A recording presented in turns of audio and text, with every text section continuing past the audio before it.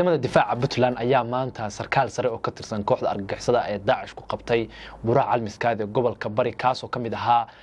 firxadka kooxda argagixisada ah ee Daesh waxaan kula wadaagayaa dalku ka soo jeedo iyo sidoo kale xubno kale oo ciidamada difaaca Puntland ay ilaa hadda ku daba jiraaneen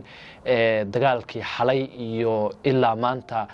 dhexmaray kooxda Daesh iyo sidoo kale firxad ku dhumaalaysanaya Buuraha Calmiskaad ee gobolka Bari oo Puntland oo ka tirsan kooxda argagixisada Daesh ayaan daawada kula wadaagayaa waxa ka codsanaya marka hore YouTube-ka inaad ku soo dhawaato subscribe dhahdo muuqaalka la iga saarto gambaleelkana furato si ay ku soo garaaniin warbixinada maalinlaha halka ku soo gudbino haddii aan ku bilaabo ciidamada difaaca Puntland ayaa maanta qabtay mid kamid ah kooxda argagixisada Daesh kaasoo kamid ahaa firxadka ku dhumaalaysanaya Buuraha Calmiskaad ee gobolka Bari ee Puntland waxa la sheegay inuu ka soo jeedo dalka Turkiga waa sida ay sheegeen ciidamada difaaca Puntland waxaana lagu daba jiraa laba kale oo la socday ninkaas oo ku dhumaalaysanayay Buuraha Calmiskaad ee gobolka Bari ee Puntland sida uu sheegay taliska howlgalka ciidamada difaaca Puntland ee la dagaalanka kooxda argagixisada ah ee Daesh saaka ilaa iyo xalay ilaa iyo maanta waxa socday dagaalo lagu baadigoobayo kooxda argagixisada ee Daesh ee firxadka ah ee ku dhumaalaysanaysa Buuraha Calmiskaad ee gobolka Bari ee Puntland howlgalkii ay ciidamadu qaadeen xalay ilaa iyo saaka ay wadeen ayay ku soo qabteen ninka halkan muuqaalkiisa inay ka muuqdo sidoo kalena waxay sheegeen inay ku daba jiraaniin laba kamid ah kooxda oo ninkaas la socday kooxda Daesh ayaa hadda isku qaybisay 3 iyo 4 iyagoo inta badan waxa weeye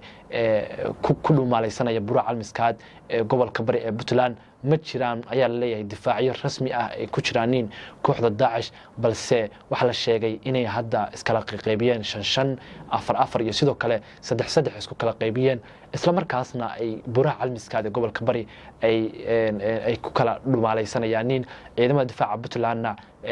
waxay ku jiraan siday kooxdaas u soo qaban lahaayeen dhanka kale gudoomiye ku-xigeenka baarlamaanka Puntland ayaa sheegay in dadka reer miyiga ah aysan qaban shaqadii looga baahnayd oo ah inay ciidamada difaaca Puntland la shaqeeyaan sidoo kale waxa uu tilmaamay in la rabay in dadka reer miyiga ah ay la shaqeeyaan ciidamada sidoo kalena ay u soo gudbiyaan wixii xog ah oo ay helaan waxa uu sheegay kooxda Daesh meelo mar hore laga safeeyay inay ku soo noqdeen taasna waxa uu sababeeyay dadka reer miyiga ah oo aan la shaqeyneen kooxda Daesh aan la shaqeynin aan dhahay ciidamada difaaca Puntland kulan ay odayaasha dhaqanka iyo sidoo kale waxgaradka gobolka Bari uu kula yeeshay gudoomiyaha baarlamaanka iyo sidoo kale mas'uuliyiin ka socda dawladda ayaa odayaasha dhaqanka lagu wargeliyay inay la shaqeeyaan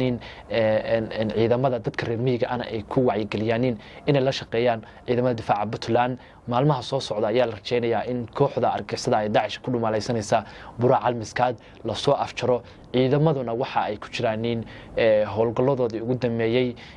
iyagoo waxa weeye baacsanaya firxadka ku kala dhumaalaysanaya Buuraha Calmiskaad ee gobolka Bari ee Puntland waa buuraley aad waxa weeye u halis badan oo muuqaalada qaar ay ciidamada soo duubaan wax arkaysa iyagoo halis badan galaya markay ka dagayaan wayna adag tahay ayaa la leeyahay si kooxda loo soo dhameystiro balse ciidamada difaaca Puntland oo awr dameero iyo sidoo kale lugtooda adeegsanaya ayaa ku daba jira firxadkii ugu dambeeyay ee kooxda Daesh intaas ayaan daawada ku soo gabagabeynaya barnaamijkeena caawa halkan hadda nala soo gaartay waxa mar kale ka codsanaya in YouTube-ka ku soo birto subscribe dhahdo lana socoto muuqaalada maalinlaha halkan ku baahino waa mahadsantahay